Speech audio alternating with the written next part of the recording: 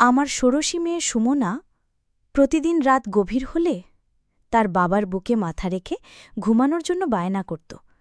তার এই আবদার দেখে আমার স্বামীও আদরের মেয়েকে কাছে টেনে নিত। আমি তাদের এই অপূর্ব স্নেহ আর ভালোবাসার সম্পর্ক দেখে মনে মনে খুব আনন্দিত হতাম। এর একটি কারণ ছিল, আমি নিজে কখনো বাবার ভালোবাসা পাইনি। খুব অল্প বয়সী আমার বাবা পৃথিবী ছেড়ে চলে যান, তাই বাবার স্নেহ কেমন হয় তা আমার অজানা ছিল। বিয়ের পর স্বামীর কাছ থেকে আমি অফুরন্ত ভালোবাসা পেয়েছি, কিন্তু আমার শ্বশুরমশাইও আমাদের বিয়ের 1 বছর আগেই পরলোক গমন করেন, তাই তার ভালোবাসাও আমার ভাগ্যে জোটেনি। এ কারণে আমি যখন আমার মেয়ে এবং তার বাবার মধ্যে এই গভীর সম্পর্ক দেখতাম, আমার মনটা খুশিতে ভরে যেত। আমি সর্বদাই চাইতাম, আমি যে পিতৃ স্নেহ থেকে বঞ্চিত হয়েছি, আমার মেয়ে যেন তার বাবার কাছ থেকে সেই ভালোবাসা পুরোপুরি পায়। তাই প্রিয়া যখন তার বাবার সাথে ঘুমানোর জন্য জেদ করত, আমি হাসি মুখে বাবা মেয়েকে এক বিছানায় শুতে দিয়ে নিজের পাশের ঘরে চলে যেতাম। কিন্তু সেই দিনের সেই দৃশ্যটা দেখার পর আমার পৃথিবী যেন ওলটপালট হয়ে গেল। আমার চোখের সামনে সব যেন অন্ধকার হয়ে এলো, আর পায়ের নিচের মাটি সরে যাওয়ার মতো এক অনুভূতি হল। কারণ সেই দিন স্বামীর ঘরের দরজা খুলতেই আমি শুনতে পাই আমার মেয়ের কণ্ঠ, যার কথাগুলো আমার হৃদয়ে এক শূন্যতা সৃষ্টি করল। এরপর যেটা আমি দেখলাম, সেটা কোনো মায়ের পক্ষেই মেনে নেওয়া সম্ভব নয়। একজন বাবা আর মেয়ের সম্পর্ক যতটা পবিত্র হওয়ার কথা, সেখানে এমন দৃশ্য দেখা মানে নিজের ভিতরটা ভেঙে পড়া। আর এই পবিত্র সম্পর্ককে যদি কেউ কলুষিত করে, তবে তাদের মানুষ বলা চলে না।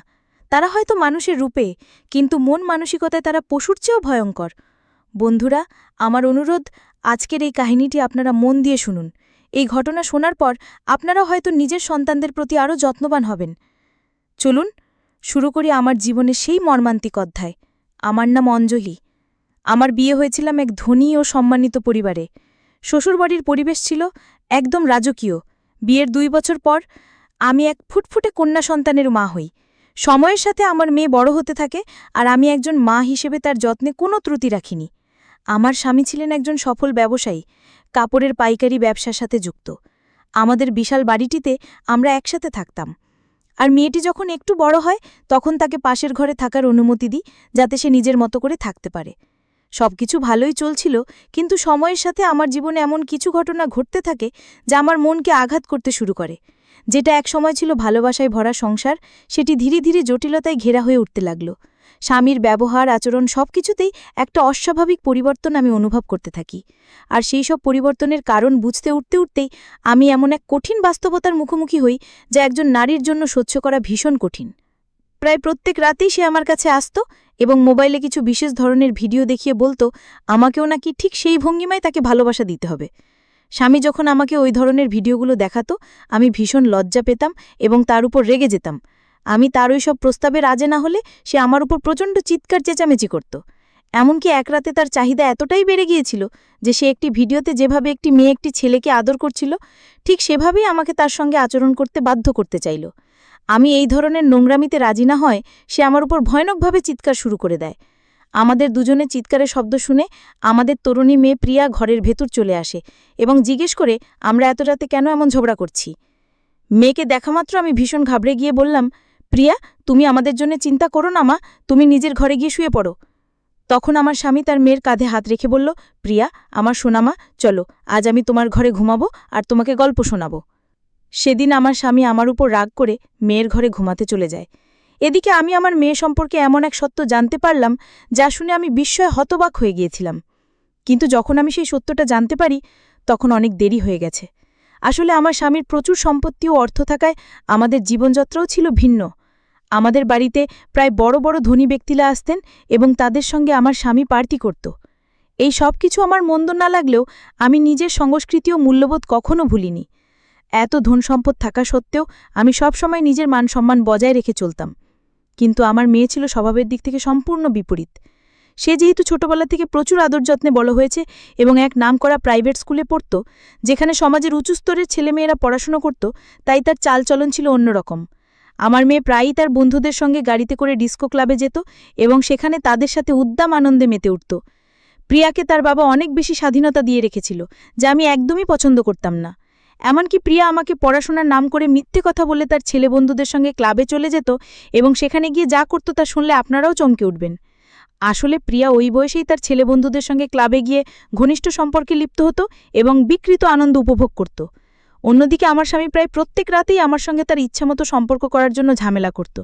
আমার অনিচ্ছা সত্ত্বেও শুধু স্বামীকে খুশি রাখার জন্য এবং সংসারে শান্ত বজায় রাখতে সে যেভাবে চাইতো আমি সেভাবেই তার কথা মেনে নিতাম।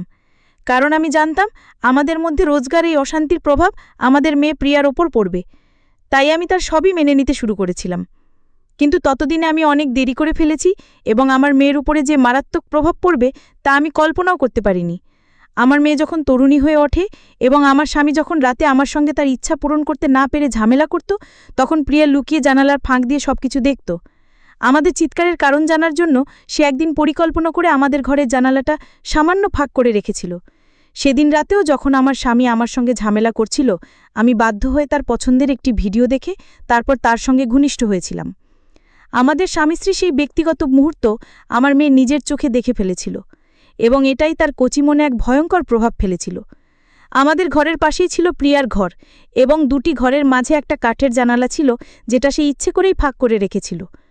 নিজের চোখে আমাদের স্বামী স্ত্রীর মধ্যকার সেই গভীর ও ব্যক্তিগত সম্পর্ক দেখার পর থেকে সে তার নিজের বাবাকেই এক অন্য দৃষ্টিতে দেখতে শুরু করেছিল। এটা শোনার পর আপনারাও হয়তো চমকে উঠবেন। সেই ঘটনার পর থেকে আমার তরুণী মেয়ে তার বাবাকে নিজের দিকে আকৃষ্ট করার জন্য সবসময় সেজেগুজে থাকত, যাতে সে তার বাবার সঙ্গে অবৈধ সম্পর্ক স্থাপন করতে পারে। আমি বা আমার স্বামী কেউই কল্পনা করতে পারিনি যে আমাদের মধ্যকার সম্পর্ক দেখে আমার মেয়ের মনে এমন বিকৃত ইচ্ছার জন্ম হবে। তার উপর এতটাই খারাপ প্রভাব পড়েছিল যে সে ভুলেই গিয়েছিল যার সঙ্গে সে নিজের মনের ইচ্ছা পূরণের কথা ভাবছে সে তার জন্মদাতা বাবা। এরপর থেকে প্রিয়া প্রত্যেক রাতে তার বাবার সঙ্গে শোয়ার জন্য বায়না করত। সে সবসময় তার বাবার আশেপাশে ঘুরঘুর করত এবং প্রতিটি কাজে বাবার কাছে গিয়ে আবদার করত। এমনকি একদিন প্রিয়া তার বাবাকে বলল যে সে তার সঙ্গে একা সিনেমা দেখতে যাবে। আমার মনে কোনো সন্দেহই আসেনি যে প্রিয়ার মনের ভেতর এমন একটা নোংরা চিন্তা বাসা বেঁধেছে যা তার মনুষ্যত্বকে শেষ করে দিচ্ছে। সেদিন সিনেমা হলে গিয়ে প্রিয়া সমস্ত সীমা অতিক্রম করে ফেলেছিল। সে তার বাবার কোলে বসে পড়েছিল। এরপর থেকে সে স্কুলেও যাওয়া বন্ধ করে দেয় এবং সারাক্ষণ তার বাবার পেছনেই ঘুরে বেড়াত। আমি স্বপ্নেও ভাবতে পারিনি যে প্রিয়ার মনে এই ধরনের কিছু চলছিল, আর আমি বোকার মতো বাবা মায়ের এই ঘনিষ্ঠতা দেখে মনে মনে খুশি হচ্ছিলাম। এভাবে কিছুদিন কেটে যাওয়ার পর একদিন দুপুরে আমি যখন বাড়ির কাজের লোকদের সঙ্গে কিছু কাজ গোছাচ্ছিলাম, তখন সব কাজ শেষ করে আমি দোতলার ঘরে যাই। আমাদের ঘরের ভেতর প্রবেশ করতেই যে দৃশ্য আমি দেখলাম তাতে আমার পায়ের তলার মাটি যেন সরে গেল। আমি দেখলাম আমার স্বামী তার আদরের মেয়েকে একটা চড় মেরে বলছে, আমি তোর বাবা হই, আমার সঙ্গে এই ধরনের অশ্লীল কথা বলতে তোর লজ্জা করল না? আমি তখন কিছুই বুঝতে পারছিলাম না যে আমার স্বামী কেন তার একমাত্র আদরের মেয়ের গায়ে হাত তুলেছে। পরে জানতে পারলাম আমার স্বামী মেয়েকে মেরেছিল কারণ প্রিয়া তার বাবার কাছে ঘনিষ্ঠ হতে চেয়েছিল। আমার স্বামী যখন প্রিয়ার নোংরা ইশারা বুঝতে পারে তখন সে নিজের রাগ সামলাতে না পেরে প্রিয়ার গায়ে হাত তোলে। সেদিন রাতে আমার স্বামী গোপনে আমাকে প্রিয়ার ব্যাপারে সবকিছু খুলে বলে। তারপর সেদিনই আমিও আমার স্বামীর সিদ্ধান্ত নিই যে এই মেয়েকে আর বাড়িতে রাখা নিরাপদ নয়, যত তাড়াতাড়ি সম্ভব একটি ভালো ছেলে দেখে ওর বিয়ে দিতে হবে। সেই দিন থেকে আমার স্বামী প্রিয়ার জন্য ভালো পাত্র খুঁজতে শুরু করে এবং সেই ঘটনার 20 দিনের মধ্যেই মেয়ের বিয়ে ঠিক করে ফেলে। কারণ আমরা বুঝতে পেরেছিলাম প্রিয়ার মনের মধ্যে যে বিষ প্রবেশ করেছে তার একমাত্র ঔষধ হলো বিয়ে। যখন সে তার স্বামীর ভালোবাসা ও আদর পাবে তখন সবকিছু ঠিক হয়ে যাবে এবং সে নিজের ভুল বুঝতে পারবে। আমি কিন্তু প্রিয়াকে কোনোদিনই জানতে দিইনি যে সে তার বাবার সঙ্গে যে নোংরামি করতে চেয়েছিল সেই বিষয়ে আমি অবগত আছি। কারণ আমি জানি আমার মেয়ে যদি জানতে পারে যে তার এই বিকৃত মনোভাবের কথা আমি জানি, তাহলে সে একদিন নিজের কাছেই নিজে লজ্জিত হবে এবং হয়তো লজ্জায় নিজের কোনো ক্ষতি করে বসবে। তাই আমি তাকে এই বিষয়ে কিছুই জানতে দিইনি। এরপর আমরা খুব তাড়াহুড়ো করে আমাদের মেয়ের বিয়ে দিয়ে দিই। এখন সে তার স্বামীর ভালোবাসা পেয়ে অনেক সুখে আছে এবং নিজের জীবন নিয়ে ব্যস্ত। আশা করি আপনারা সবাই বুঝতে পেরেছেন যেসব বাবা মায়ের তরুণ বা তরুণী সন্তান আছে তাদের কতটা সাবধানে থাকা উচিত।